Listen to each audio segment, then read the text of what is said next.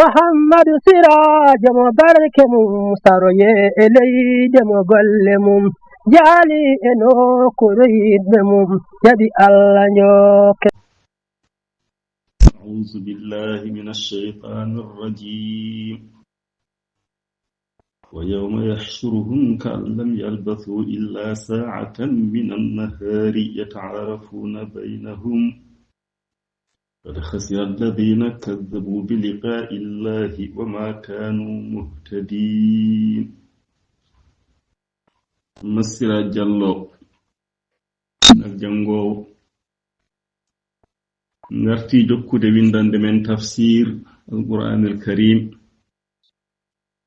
tawi ko ɗo e radio men Daka FM 94.9 yewtere men kacitari sunna eɗen jaadi hen noon e RTS Kolda e Kedugo FM gardagol Abbas Sane calmini hettiyankoɓe ɓe fof alhamdulillahi rabbil alamin.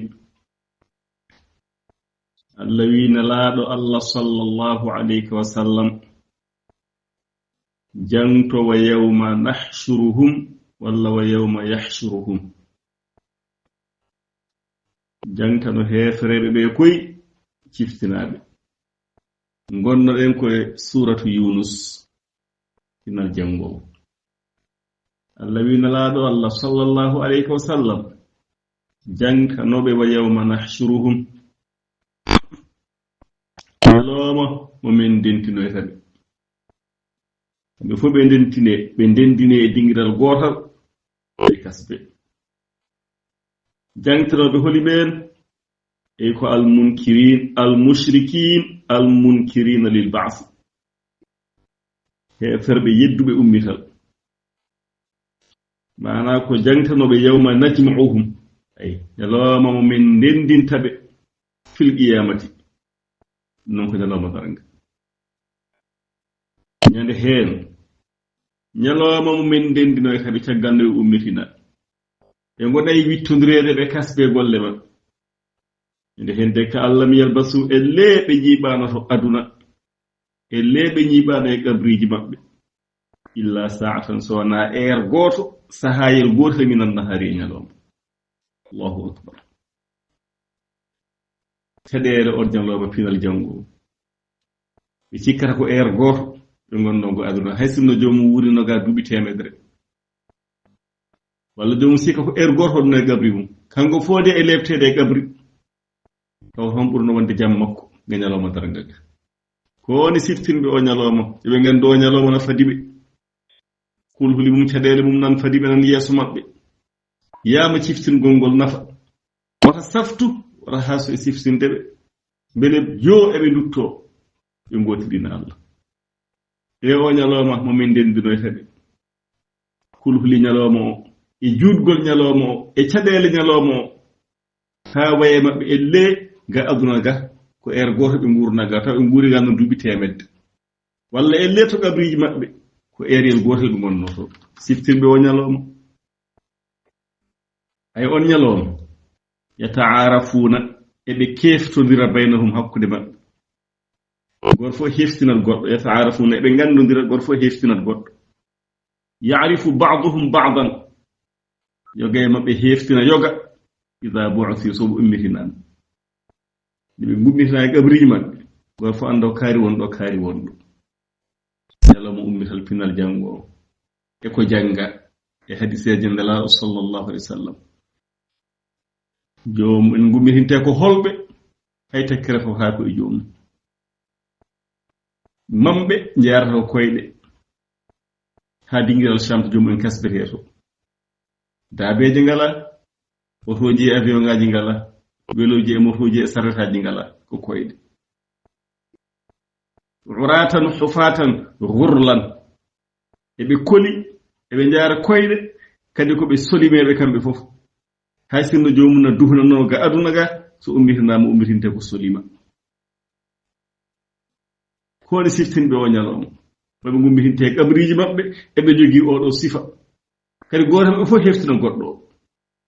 o ɗon soɓe ummitinama o wi summa yanqadi'u at-ta'aruf tegal ɗum noon keftondirgol ngol taƴa li shiddatil ahwali bangal caɗele ɗe mawni kono jomum ummitinaɗo tan heftina kaari wonɗo kaari wonto kaari won yeesam kaari won caggalam noon caɗele ɗe no ɓeydo caɗele ɗe so mawni tan an kadi joomum haqqille wirno ta heftinde ɓiɗɗo yommum fayiti ɗum giɗo fayiti giɗo min moolima Qurayshi Allahu akbar e sa nani kaari no heftina kaari ko ɗum ummitiɗo tan caggal ɗum hankadi ko caɗele tan haa njiya yumma fayita ɓiyum ɓiɗɗo fayita yummum giɗo fayita giɗo mum kowoni siftinɓe o ñalawma no fadiɓe no yeeso maɓɓe ñande heen kada khasira sooyi alladina ɓen kazzabu fennunoɓe biliga illahi kawrangal Allah so ñalawma o waɗi ɓe jiiri gite maɓɓe ñande ɓe gadda pennugol maɓɓe ngol de tampiniɓe ñande heen sooya fennunoɓe ummital ɓe penni hawroyde ɓe Allah wama kanu ɓe laatanoki to aduna muhtadina ko ɓe fewniniɓe ɓe ɗaɓɓama toon peewal ɓe jaɓani fewde ɓe jaɓani hettade fewnoɓe wajotoɓe e jangguinoɓe ɓe ndondi e pennugol maɓɓe ayi ha ñalawma darga darima e maɓɓe siftinɓe o ñalawma no ara Allahu akbar wa imma nuriyannaka somin kolloyima an Muhammad sallallahu alayhi wa sallam ba'da yoga wona fofde ko hunde seeɗa addadi na'iduhum komin cappantoɓe e lebte so min kollima ɗum seeɗa ga aduna saka ɗum woni noon ɗum kam ayi seeɗa e lebte so min kollima ga ayi miɗen lebtaɓe ga e ɗum kam ayi awnata waffayannaka walla so min mbarima min tami ruhu ma taw e hunde ala ko min kolluma yanu fa ilayna marji'u miɗen padiɓe ga e gurdam ma so min kollima lebte min jippinoɓe ga aduna walla ko caggal ma min jippin lebtoɓe ga aduna fo ko seeɗa ay to min padiɓe ɗo ñalawma darga o ɗum woni alhaali o Allahu akbar so min kolloyima yoga e komin cappantoɓe lebte tawɗa hen yitire ma e ɗum woni noon ɗum ayi ga aduna ɗum ko seeɗa jiyamiɗo lebtaɓe walla min mbarma woni min tami ruhu ma taw hay hunde ala ko jiiɗa lebte jippinaɗe maɓɓe ga aduna fofde kam fa ilayna ko faade amen marji'uhum woni battane maɓɓe miɗen padiɓe ɓe ɓoccittako nden noon siftinɓe ɗum jangtanoɗaɓe ɗum beele jooɓe kula Allah ɓe dutto e Allah summa Allahu andu koye Allah shahidun na ƴelliri ala ma yaf'alun koɓe gollata ko fof Allah no ƴelliri ay hunde humpanimo gila e jeddugol ngol ha e pennugol ngol ha e fof mo fadiɓe Allah e waɗi kulli ummatin na woodani kala leñol e leƴƴi ɗi rasulu nulaɗo leƴƴi gadiɗima ɗi an Muhammad sallallahu alayhi wa sallam kala leñol nulaɗo nde laama e mumen gila bamen Adama ha Nuhu en Hudu en Salihu en Ibrahima en Shu'aibu en yaari noon ha yetti Musa en Isa en kala leñol nulaɗo nulaama e mumen ay fa iza jaa so ari rasuluhum nulaɗo man nulaɗo so ari tan fa kazzabuhu e penni ɗum udiya baynahum ñaawe hakkunde maɓɓe bil qisɗe e nunɗal min ko ɗum woni ñaaworan min Allah ɗum woni sifa am ko noon ayi fennunoɓe annabi nu nayino ɓe jogira e ɗuufaani ayi fennunoɓe Ibrahim naa ko ɓooɗi kalkiɓe ayi fennunoɓe Musa wonaa ko ɓe yoolaaɓe Allah wi koni tan kala leñol nelaaɗo ari e mumen nde pennuno nulaaɗo o tan min ñaawi ñaawore nunɗal noon ko fennuɓe ɓe leebte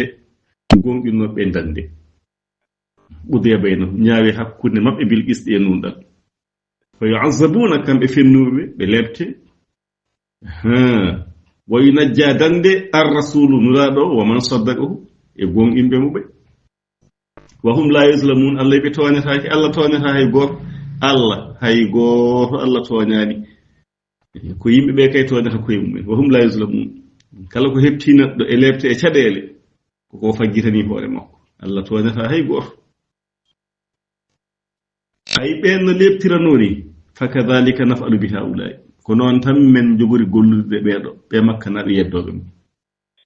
heddoto noon jiya lebteɗe men kollumaɗe walla ma sayiden kono ɓe lebtete tan ويقولون بمبيا متى هذا الوعد wonɗum woni nde fodore andi Allah no haalde e nelaɗo kala aye jippiɗo e nelaɗo jangganan hon rentinɓe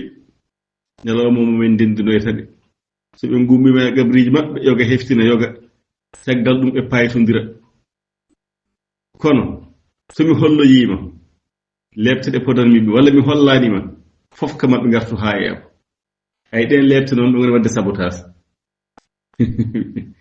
final jango waye ɓuuɗoɗa mbiya mata hadal wa'd mani woni nden fodore Allah no wiima imma nuriyannaka somin kollima ba'da alladhi na'iduhum joga ko men cappantoɓe ko mon potantaɓe fodore nde ko holde Allah no fodani men ko lebto men fodore nde ko holde lewru hol ñalowma eɓe namdo e jalkidde ɓe ɓuulane mbiya mata hadal wa'd mande wonire fodore in kuntum son laatima sadiqina kon gonɗuɓe nelaɗo noon ɓe kaldata wiɓe jaaboɗaɓe fodore nde lebto jippoto e mon gol wiɓe la amliku li nafsi mi jeyanani hooram darran lor ngo duncatmi wala naf'an wala nafoore nde poɗananmi hooram illa ma sha allahu sowona ko Allah haaji hen mi wawa foɗande hooram nafoore mbiyaɓe noon mi wawa duncande hooram lor sowona ko Allah haaji fa kayfa amliku lakum hulul al azabi mi wawa nafde hooram mi wawa lorde hooram holno jogortomi jippinande on lebte mi anda ko Allah tan foti Allah sappi ko Allah andinde lebte jippoto e mum wax namde kam ɗum li kulli ummatin na woodani kala leñol ajalun dajal wata keñol ɗe lebte kala leñol ɗo jogii dajal happuɗo haaɗi ko kala neɗɗo tan ɗo jogii dajal sa yi lebte ɗe jippaaki e mon Allah fadi tan ko laje moɗon kala mo lajal mum yonti lebte jippo e muɗum sabi ko mayde bonde jogoyi mayde kenji hewɓe maɓɓe no mbarda e jihadi won waraɓe uhudu won waraɓe badri won waraɓe e golwole goɗɗe wonɓe ganduɗa ko jamguel ƴiwonde emata e jomum taw ko e lebte li kulli ummatin ajalun leñol fof no jogii lajal dumunna happu so yonti tan ɗon jomum halkete ida jaa ajaluhum so lajal maɓɓe ari fala yastakhiruna ɓe battinta ko lajal ngal sa'atan hay goto wala yastaqdimuna ɓe garditta ko lajal deke jippagol lebte ɗe Allah haajino Allah kadi mi heñaaki kala huunde omo waɗani ɗum lajal omo waɗani ɗum happu hay goto arditta ko lajal mum hay goto wattinta ko lajal mum wa kullu maqtulin yamutu bil ajal baraɗo fof maayi ko e lajal mum yimɓe garditta ko laje mumen ɓe battinta ko laje maɓɓe hay fodde seconde goto woni sa'atan hay fodde sahayel gotel hay fodde majangu yitere wata keñorɗe e lebte koko arata tan Allah wi joni noon al Muhammad sallallahu alayhi wa sallam wiɓe ara aytum kabre kam in atakum so ari emon azabuhu lebte Allah ɓe keñortoɗon ɗe oɗon namdo fodore nde sappore nde ko holnde e joni noon so lebte ɗe ngari emon baya tan jemma ona haran walla ñalawma e sahama ɗe mbawi arde fof oɗon keñoro ɗe ngari ɗe ngal joni noon so ɗe ngari maza yastajilu minhu almujrimun keñogol mon hen holko firti lebte ngari yo ngari ngar e joni noon so ɗe ngari noon so ɗe jippima mon jamma walla ñalawma on lebtama on maayi joni hol fayida mum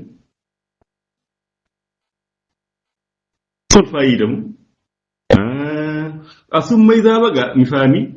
asumma idha ma waga ko so tawi lebte ɗe jippima amantum bihi gonɗinon Allah mi faami joni ko ma lebte ɗe jippo e mon kala ko ɗon ha gon ton ndondi ko nden gonɗin ton nen kay son pirtima ɗum mbiyo ɗon gonɗina walla ko caggal nde coyniɗon lebteɗe joni ɗon ɗe janade taw ko eɗen ngara on coynima waɗi maaleji asman ɓawli walla on jii taƴitinde no ummoto asman no ara e mon ko ɗon mbiyata ɗon gonɗina gonɗingol jaɓete ko gila neɗɗo suwa soynade lebte nde mbiyoɗon ana beele ko joni gonɗinton heɓa kadi kuntum on laatinoma bihi lebte ɗe tastajillo oɗon keñortono ɗo coyde ɗon ɗo ko ɗum mbiyata ɗon gonɗina nafata summa qila refti wiyana lilladina zalamu ɓen toñɓe ɓe mbiye zuuɓu meɗe azaba lebte alhuldi casal kono sasoɓe e lebte heñorade lebte holko firti isoɗo jippima e mon noon so jamma so ñalawma on mbarama on mayri keferagal on tubani hol nafoore mum on naftoraki on cooyi on perdi ko ɗoɗɗo gonduɗon haqqillaji mon oɗon kisi oɗon celli ko ɗo poɗɗon tuubde jabon naftoroɗon wiɓe ni ɗum ɗo fof ko ha haqqillaji ɓe garta e maɓɓe ɓe ganda ko e jumre ɓe ngoni allahu akbar wiyaɓe ni gol wiɓe a araytum kabreka in atakum so ari man azabuhu lebte allah bayatan jemma aw naharan walla ñalawma mada yastajilu minhu holko woni fayida keñorgol muɗum almujrimuna bakkodimɓe ɓe ko ɓe keñortoɗo caggal nde ɓe jippi asumma ida maɓaga ndeke ko soto yiɗe jippima amantum bihi gonɗi noon allah on saha nafata walla yibbalu minkum on jaɓantaki caggal soynade lebte tubbuye nafata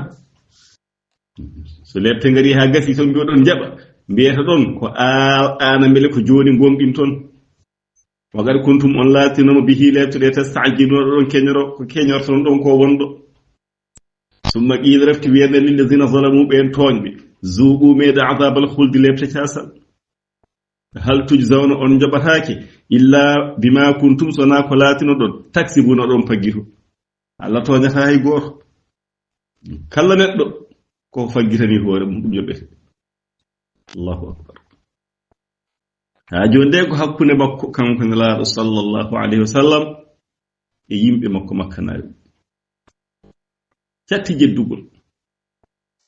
wa yastanbi'unaka eɓe kabrininooma mana eɓe dartaya habruɓe a haqqun beele ko goonga huwa ko cappantoɗaɓe ko ɗe lebte kaaleteɗe ɓe kalten gilnade pinal janngo yo tan ɓe kabrinoma ya habruɓe tan goonga allah o beele ko cappantoɗaɓe ko son gonɗinani lebte garat beele ko goonga ummital kam beele ko goonga joni so ummitinama naata jeygol beele ko goonga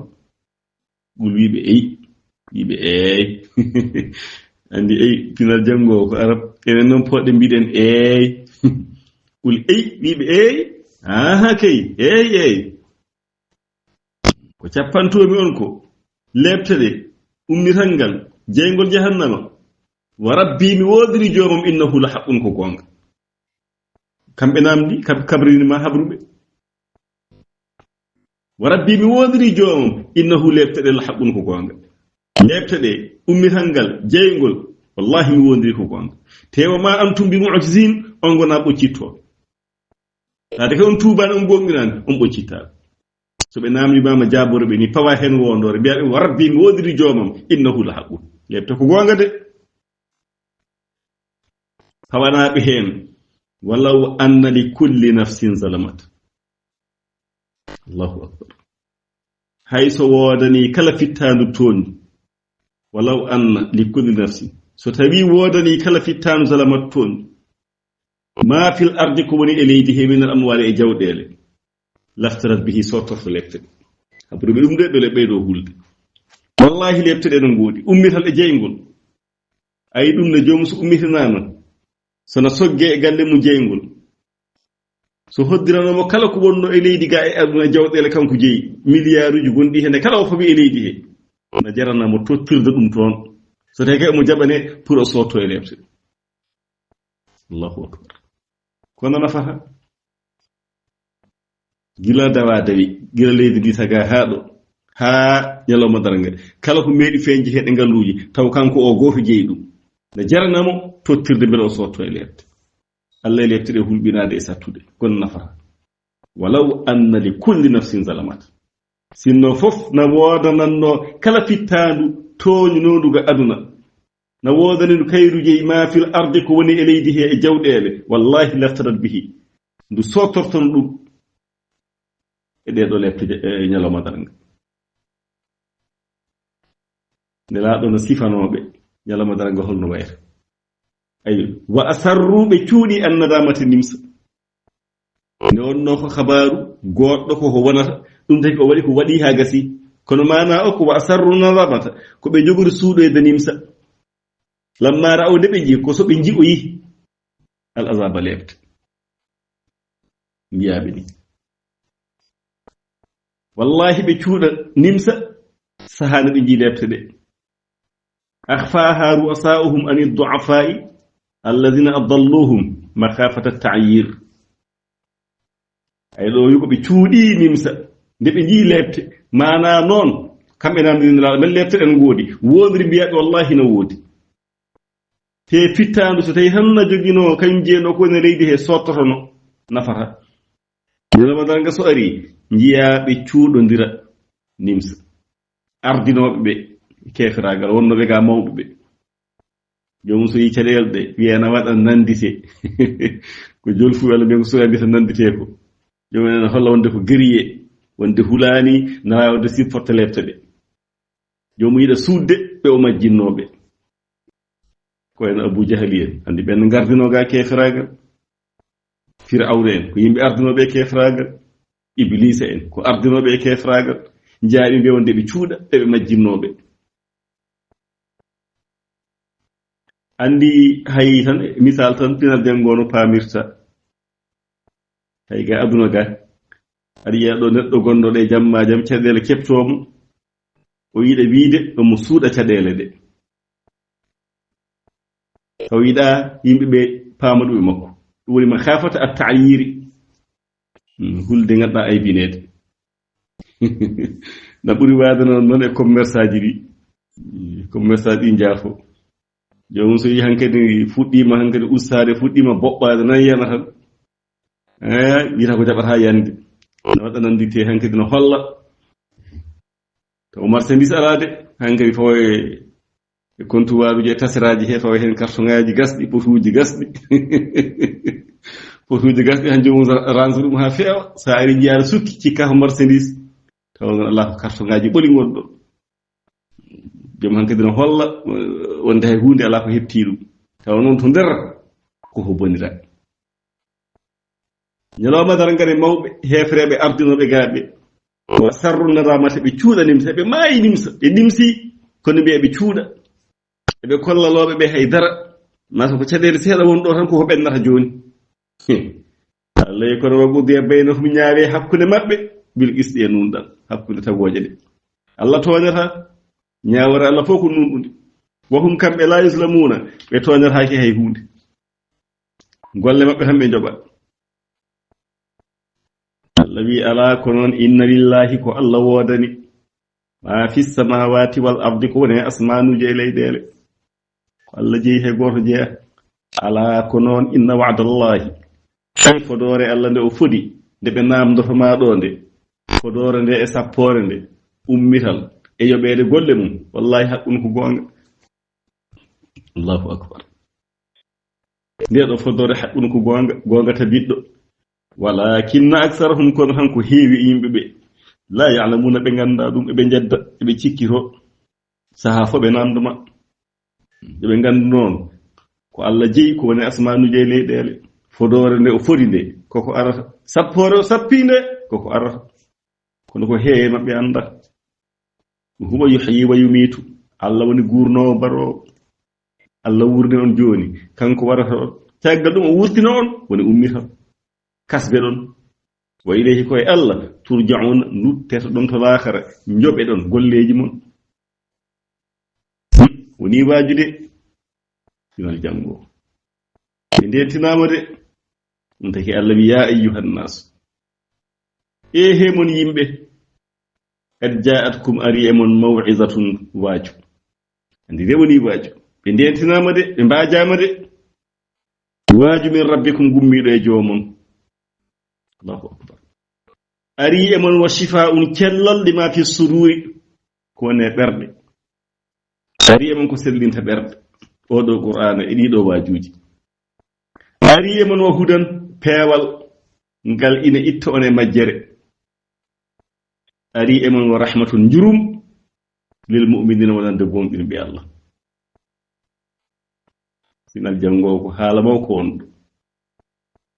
Allah wi kad ja'atkum ari e mon maw'izatun waju gummido e joomam wa shifaa'un e cellal kono sellina berde ko wi'an terde de reedu musoru hoore musande koyde musoji ko cellal berde wo hudan e peewal haaldo ko mawni pinal jango ko ganduda eden nguure mum hande maw'izatun waju ko kanyum woni sharia wana dum on ko jangata defte mo jabbe jangaade be jara fon no baaje ngoppe jina ngoppe nguyka ngoppe sangara ngoppe fenande ngoppe nyoore dum woni waju ngo sharia shifa undi ma fi sudur ko seldinta berde woni dariqa lawol tijaniya ko wajibe jeddi ko wo hudan o woni haqiqa hankadi yettade Allah yow mo haali dum do haalabi cer o wi ko seldinta berde safra bernde ha sella o wi ko dariqa nangude lawol e laabi waliyaɓe enen noon ko laawol tijjaniya ngannduɗen ngol jogiden wal ma'na anna alqur'ana muzakkirun wa wa'izun wa bihi shifa'u lima fil qulub min al-hikdi wal hasadi wal bughdi wal aqaid al fasida Allahu akbar qur'ana muzakkirun wa wa'izun qur'ana ko siftinta ko wajatu sabi hoore windande ben hande janguden ko wa yawma nahshuruhum jangtanobe siftinbe nyaloma mobe kasboyti de kandi qur'ana na siftina na wajo wa bihi shifa'u da qur'ana kellal bima fil qulub min al higd wal hasad ko woni e berde wona hay berde non rafi bernde ko ganyantumagu hasidagal pible bonde do gade fimde de sellani ne qur'ana kono safra berde de ha celle dido rafiji miiden wo hudan e peewal woni hudan ko nurun yukzafu fi qulubil kamidin yumayyizuna bihi wala yumayyizuna bihi bayna al haqqi wal batili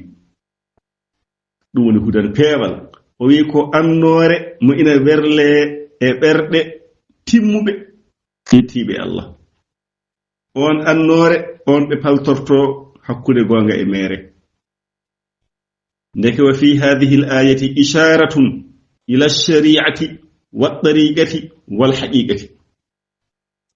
Allahu akbar o wi odo aye qad ja'akum maw'izatun min rabbikum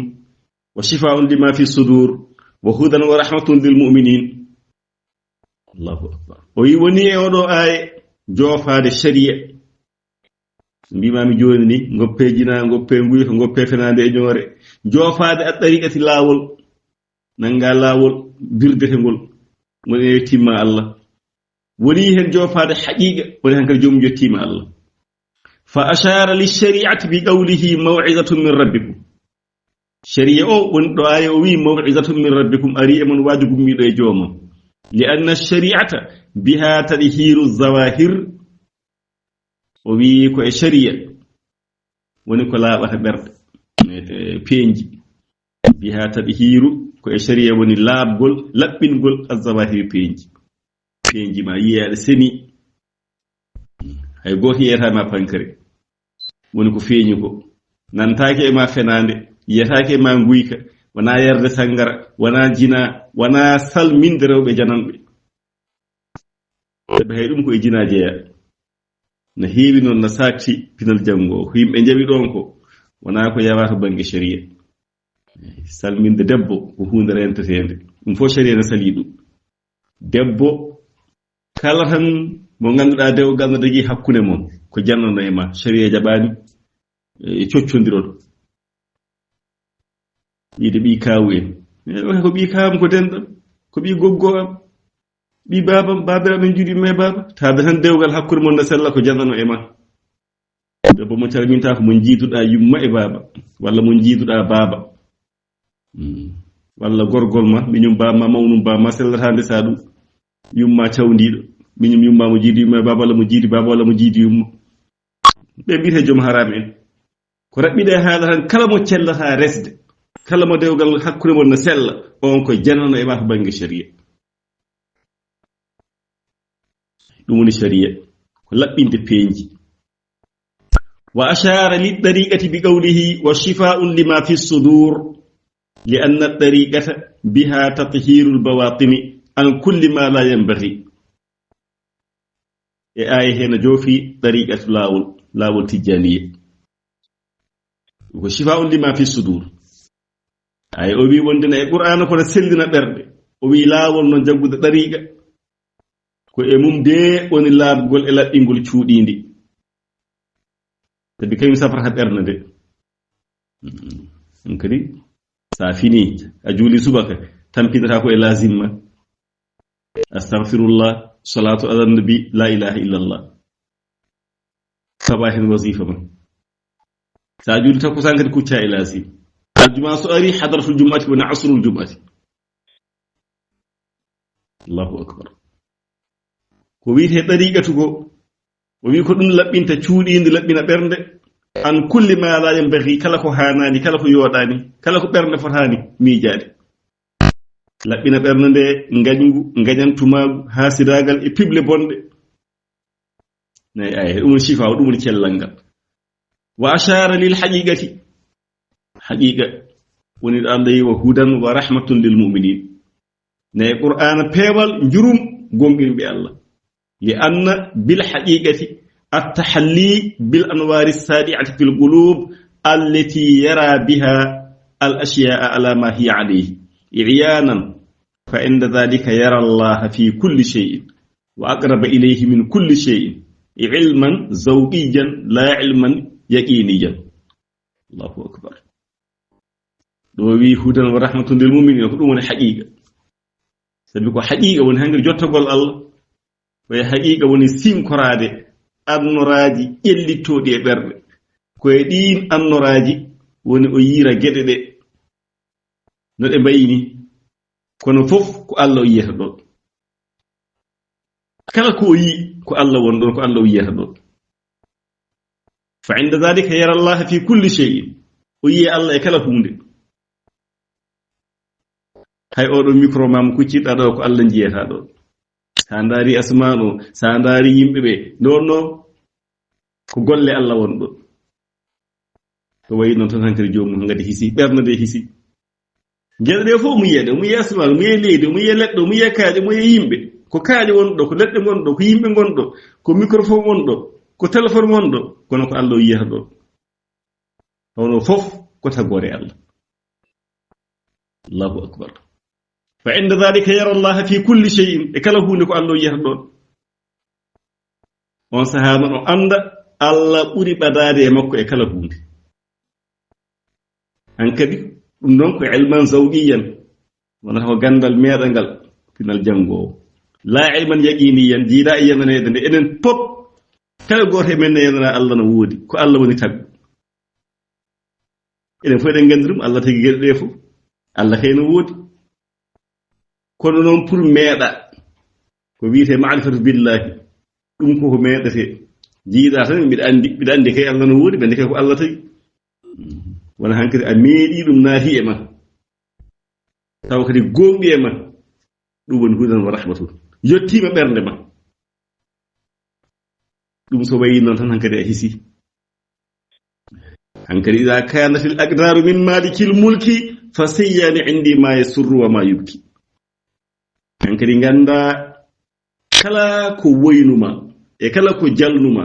kala ko suninma e kala ko weltinma hankadi gandata fof ko hoddiro Allah ummi ko to Allah kadi fof fotatema ko wiite sunini metti muusi ko e ko wiite weli safi weltini ko fof fotatema de tawno fof jiyata ko to Allah ko Allah ummi ko Allah ummi Allahu akbar so metti atinata so weli atinata fofuti e ma foko na weli tan so uuri so safi so lammi so wuli so buubi ɗum koko meɗete ɗo ɗen mbiya wonde arif billahi no weɓi heftinde kaari ko arif billahi kaari ko waliyu kaari ko jottiɗo Allah no weɓi heftinde kañum ko weli ko e ko metti ko e ko wuli ko e ko ɓuuɓi ko ko weltini ko suniri ko fof foti e joomum kala ne jiiɗa joomum wayli ya anndu wayli makko huncede hurum Allah kono pour hurum makko kanko huncama waylatamo arif billahi no weɓi heftinde so mayirama jinnaɗo mayirama ɓiɗɗo mayirama debbo mayirama joom galle mayirama ɓadiɗo mayirama sehil watta salide wonɓe ganduɗa ko feeram boni yo tan hankkadi joomum jiiɓo manki yettade Allah yettiɗo Allah o kalmat deeƴa feeñata e mum sunnu ne jaɓi hoddiro Allah Allahu akbar weeɓaani ko ɗum ɗo woni ko dartete jiyaaɓe Allah ɗum dartata ɗum de addi ɗariiqatu laawol tijjaniya ko ɗum addi ɗum ko ɓerɗe ɗe cafre ngañantumaagu haasidaagal pible bonɗe itte hen haa laaɓa wona ko Allah tan jiyata ay fal haqiqatu samratu ɗariiqati laa tahsulu illa ba'da takhalluqi bi ɗariiqati wa shari'ati ay haqiqa o andude Allah yetto Allah ko ɗum woni ɓesnoore ɗariiqa ne ngilawol tijaniye na wayno ka lorɗo puɗol ngol na mawna jiɗɗa noon puɗol ngol wanna lekki ɓesnoore nde noon ko haqiqa o laawol tijani e nangirte ko haa neɗɗo o yetto Allah ɓernde nde hisa jencude mum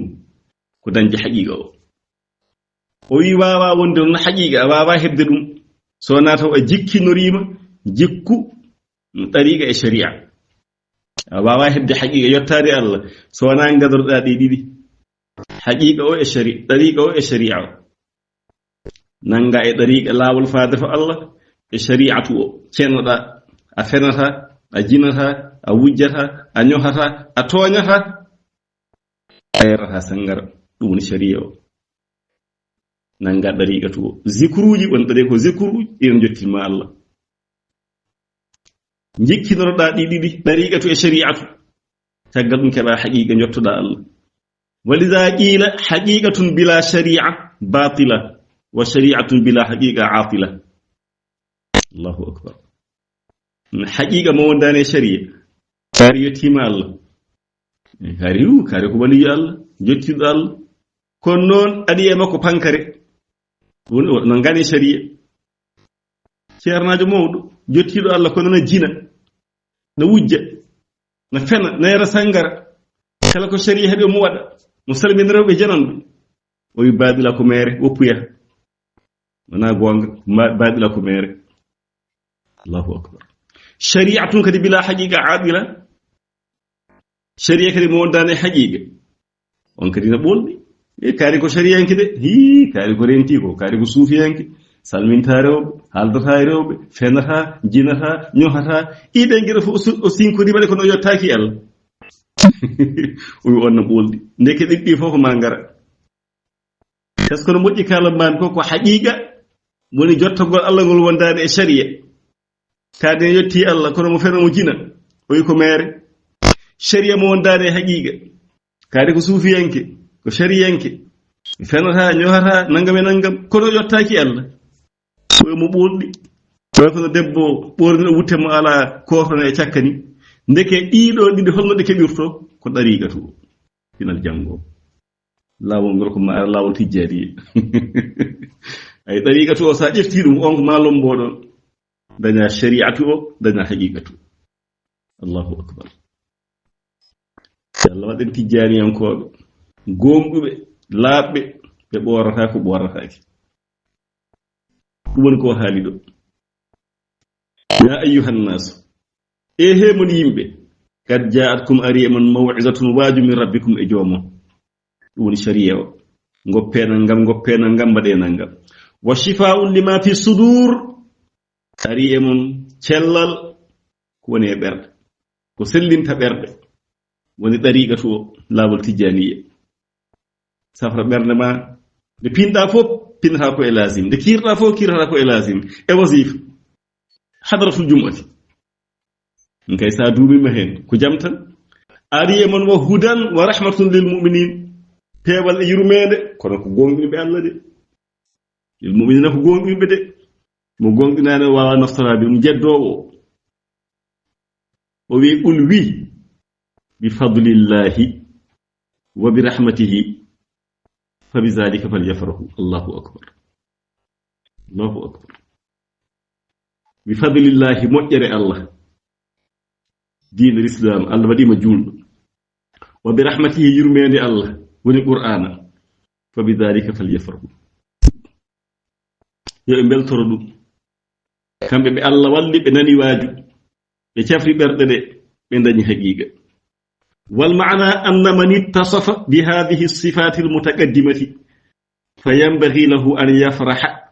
wa yashkura ma an'ama Allah bihi alayhi ويجود بروحه وجسمه في خدمة ربه ولا يتوانى فمن قذف الله في قلبه نور محبته فالواجب عليه إفناء جسمه في خدمته كي يتم له ذلك النور ويزداد السرور وهذه المحبة هي التي يعبر عنها العارفون بالخمرة والشراب الله أكبر ويمانا أوكو تفريد دي صفاجي تريد كالدن شريعة طريقة حقيقة تفيفون دن دي أمكو وبي أودينا هامني أودينا هاني أبلتو ويتا أونيما الله كيمو الله كيما كشريعك كدر ننجي لاول هذا ورد هذا جي كدي حقيقة يتاري الله نيما برادي دون نهاني يتا الله مبلتو رادو o hokka ruhu makko e bandu makko pop yo toppir dum e gollande joomiko dum ne wata o sikkira wata o neeb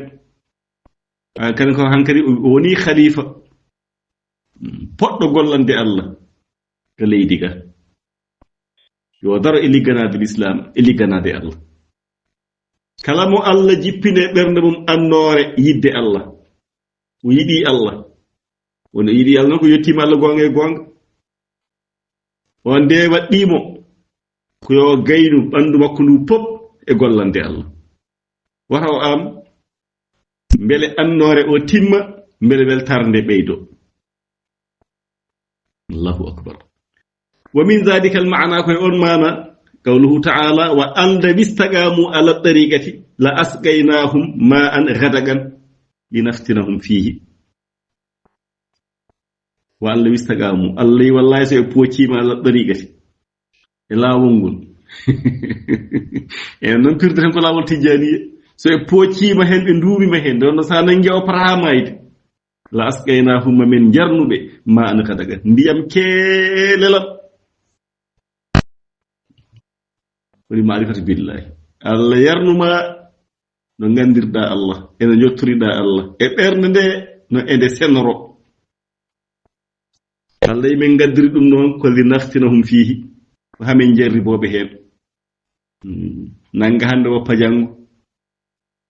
walla be ko nanga hani ko ne jenna tan ne jenna be non ko hen gonno goppi batti yennude Allah yo ko jarabi won do kono wallahi so be ndumi ma hen be poci ma gongde mabbe la asqaynahum ma an kataga ndiyam kelalam laabdam cer ganduda tulmani jillani dambe jarnati kono ko jarabi non li naftinahum fi lawol tijaniye o ko jarabi addira be nanga goppa nanga hande goppa ha boye ndaro batte yeddude be bam ko nangatani meeda jaggude kono gori fo ne jedna ne be ko shirku ko kefiragal ko fenande ne laado fuddani o enen non fa nas'alullaha ta'ala an yaj'alana min ahli mahabbatihi wa an yahshurana fi zumrati ahli qurbihi wa mawaddatihi o eden nyaago Allah ya Allah wattu en e ɓeen yiɗɓe Allah ɓe Allah yiɗi. Allahumma amin. Yo Allah yantinire ɓeen ɓe Allah yiɗi ɓe jiɗi Allah. Yo Allah ummitin en ñalooma daranga e dental yimɓe yettiiɓe Allah, wa an yahshurana fi zumrati ahli qurbihi wa mawaddatihi. Yiɗɓe Allah yettiiɓe Allah o wi yo Allah wattu en ɓeen. Ni so yamano yiɗɓe Allah yettiiɓe Allah, Cheikh Tidiane kam aɗa anndi ɗum heedi yeeso. Allahu akbar. Windande men hannde nde en mimi Tijaniye, windande men janngo nde noon pinal janngoowo ko ɗon fof ɓurata yaaññade e laawol Tijaniye ngol. Ngol laawol ngol ngannduɗaa wondariiɓe ne njedda ne bonna ne bonnita. Allahu akbar. Allah wiiɓe qul wi bi fadlillahi wa bi rahmatihi, moƴƴere Allah yurmeende Allah, fa bi dhalika falyafrahu, ɗum nde haani weltoreede. Huwa ay ɗum weltoraade yurmeende Allah e moƴƴere Allah woni Qur'an e l'islam, khayrum ɓuri moƴƴude mimma yajma'un, ko ɓe ndendinta e oɗo aduna. Ɗum ko aduna ko gasata haa laaɓa, ko gasata ko noon nanngu ɗum weltoroɗaa ɗum. Wata weltoro jawɗeele aduna, wata weltoro neema aduna, taw ko aduna tan faataani e Allah. Ko faati e Allah ko l'islam o, Qur'ana o, ko ɗum haani weltoreede. Qul wiiɓe an Muhammad sallallahu alayhi wa sallam, wiiɓe ara'aytum kabreka ma no nden hunde anzalallahu lakum nde Allah jippinani on min rizqin e arziki. Allah jippinani on arzikaaji. Jooni noon faja'altum minhu mbaɗɗon heen e ko Allah jippinani on ko mbaɗɗon heen haraman wa halalan, ko harmi e ko dagi. Te Allah ne jippinire ko fof no dagani on. Allah yi ko arziki no dagi fof no dagi. Faltiɗon noon cuɓani ɗon koye mon mbiɗon ɗum no dagi ɗum no harmi. Namdoɓe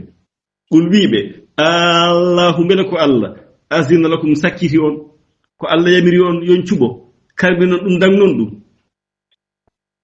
Am alallahi taftarun, walla gonɗon ko fefiɗaade e Allah. Wiiɓe ni andi pinal janngo en jangi laabi won e gelooɗi kamɓe makkanaɓe ɓe mbiye ɗiɗo gelooɗi eɗi karmi ñaamataake, ɗiɗo ɓirataake, ko sameeje ɗe ɓirataake yarrataake, ɗiɗo ndimdataake, hay goto waɓɓataa ko rimdata. ɗiɗo ko worɓe ɓe tan ñaamata, ɗiɗo noon ko worɓe e rewɓe fof ndenndi. Te Allah wiyaano noon, Allah wi ko ngelooba no dagii tan no sifori fu. Ngelooba e kala sifa mum no dagi. Annde ani enen julɓe ɓe en paltaaki, kono hefere ɓe palti. Ɗi ndimdataake, ɗi mbaɗɗataake, ɗi tew mum ñaamataake, ɗi ko kosameeje ɗe woni ñaamataake. Bahiratu en, saibatu en, hankade ko nandi hen.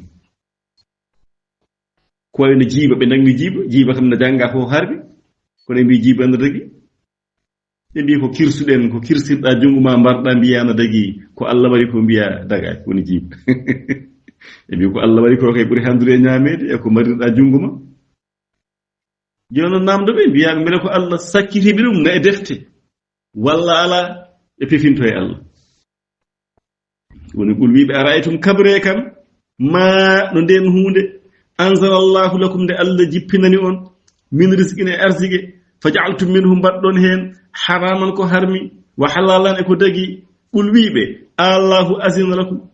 mbele ko Allah sakkiti on yamiri on yon karmin ɗum dangɗon ɗum, am alallahi taftarun, walla gonɗon koye fefidaade e Allah, ko cikkuɗon noon pefidiɗo e Allah, cikkuɗon on. Wa ma zannu alladhina hol sikke ɓeen yaftaruna ɓeyna pepindo alallahi Allah alkaziba fenande yawmal qiyamati. Hol sikke maɓɓe ko jogori heɓtaade ɓe ñalawma darnde, annahu la yu'ayibuhu, monde Allah leɓtataɓe, la Allah ko leɓtooɓe. Hol sikke maɓɓe ñalawma darnga noon so ɓe kawre e Allah, Allah woppiraɓe noon, annahu la yu'ayibuhum, Allah leɓtataɓe, taw noon eɓe pefindi Allah fenande, la ɓe hefteteɓe de. Inna Allah Allah la zu fadlin, Allah ko jom ɓural, ko jom moƴƴere, Allah no ɗaasi e yimɓe. Ɗum jiya omo nemnana ɓe, o yiɗa yaccinde maɓɓe leɓte, o nemnana ɓe kadi o addata ɓe nemaji. Allah ko jom moƴƴere e yimɓe.